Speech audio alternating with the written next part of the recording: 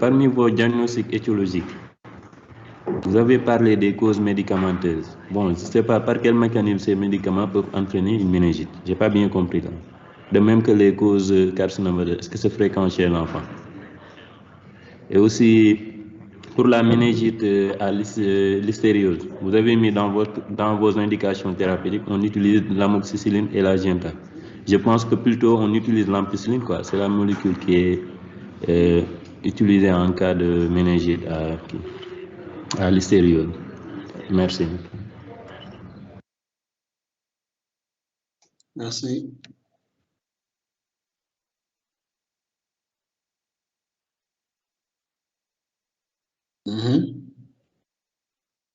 Autre question ou bien des contributions?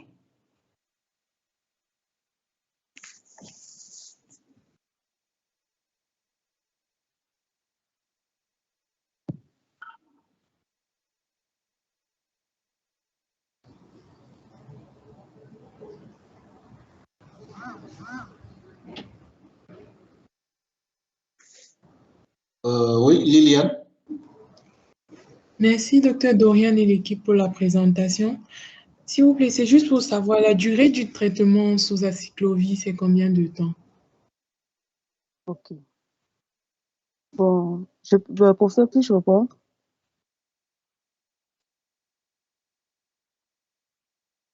Oui, vous pouvez répondre, oui.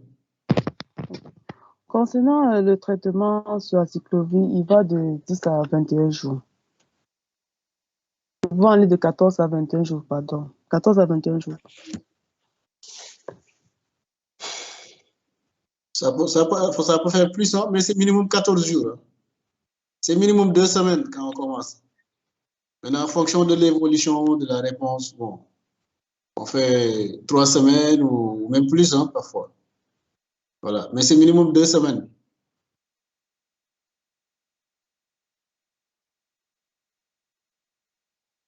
Répondez aux autres.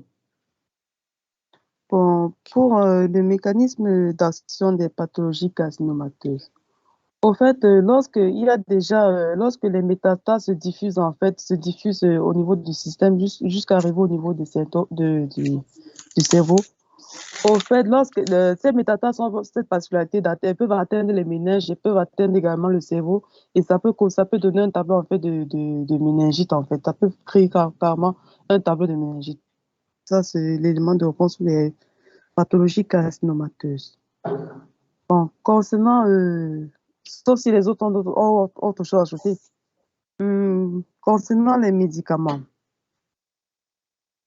pour les médicaments, au fait, pour les médicaments, c'est surtout en fonction du dosage en fait des médicaments et aussi des effets secondaires, surtout lorsque nous avons un surdosage dans certains médicaments tels que les anti-inflammatoires non stéroïdiens. Surtout dans un tableau de dosage, cela peut créer un tableau de méningite. Je ne sais pas si mes autres collègues ont autre chose à ajouter. Oui, juste un complément aussi concernant la méningite médicamenteuse. Dorian vient d'évoquer une raison pour laquelle elle peut être à l'origine d'une méningite. Mais on peut également avoir aussi les irritations également méningées directes qui sont occasionnées en fait par l'administration intrathécale de certains médicaments. Donc, cette administration aussi directe au niveau des méninges également peut aussi être à l'origine justement de cette méningite médicamenteuse.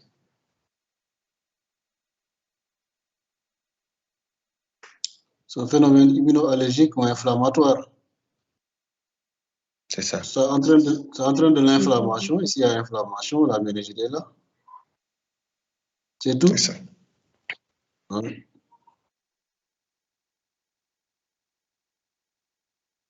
Autre question?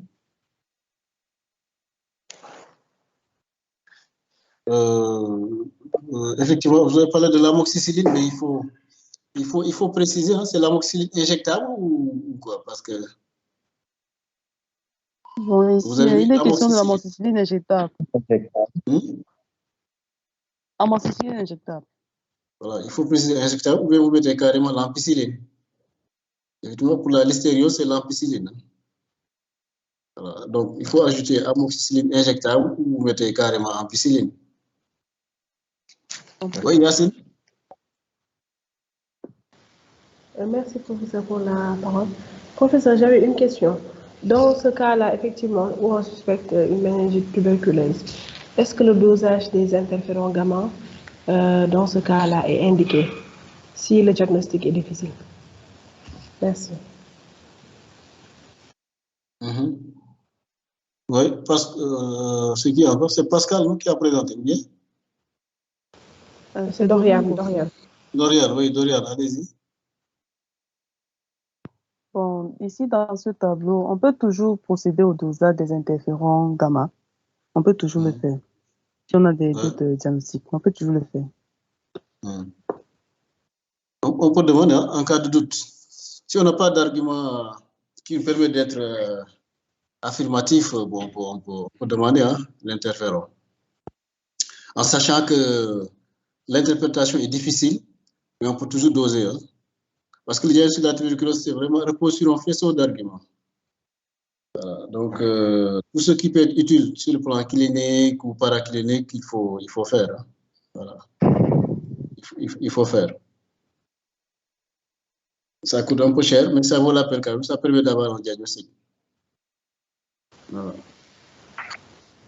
D'accord, merci. Iliad.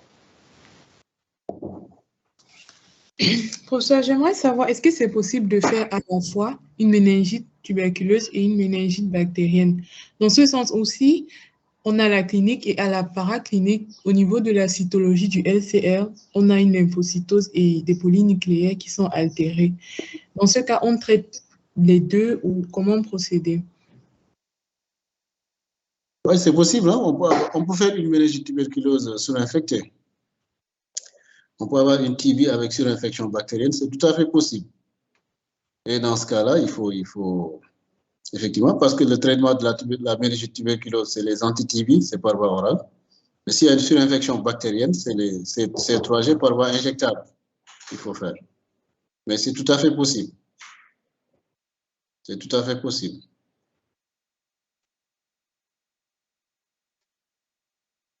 Autre question ou contribution?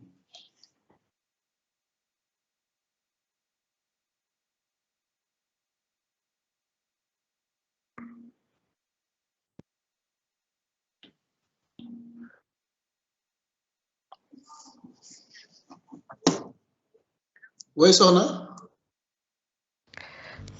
Professeur, j'ai une question en fait, mais il n'est pas forcément en rapport avec le cours, mais ils en ont parlé.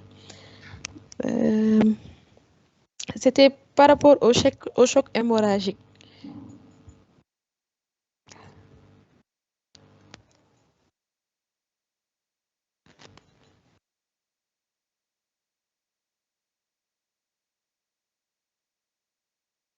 Tu dis quoi, Sona?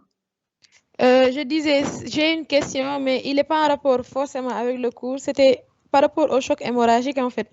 Elle en a un peu parlé de la transfusion et autres. Mais je demandais en cas de choc hémorragique, par exemple, l'exemple du nouveau-né qui fait un hématome sous galéa et tout ça, parce que j'avais eu un cas comme ça la dernière